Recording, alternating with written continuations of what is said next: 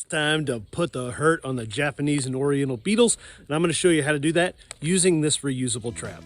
What I really like about this trap is that it is reusable and it doesn't use harsh chemicals.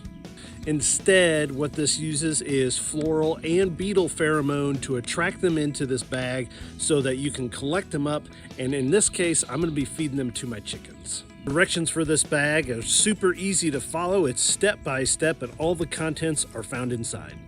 The first thing you're going to do is open it from the bottom, and don't panic, it is a seal that can be reused, so if you open it up, you're not destroying your trap. Once you've removed all of the contents, reseal firmly the bottom of the bag.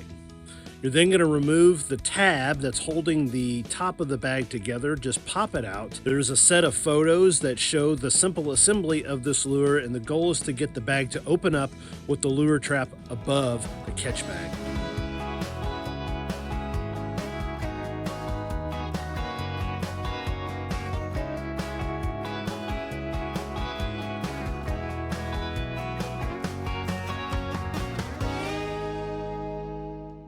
Then you're going to secure the trap at least 4 feet above the ground and 30 feet away from the foliage to be protected. Now this is a super important step because if you put your trap right on top of the flowers or the vegetables you're trying to protect, you're going to do more harm than good because you're attracting all the beetles to that food source. Me personally, I like to hang them from a tree limb.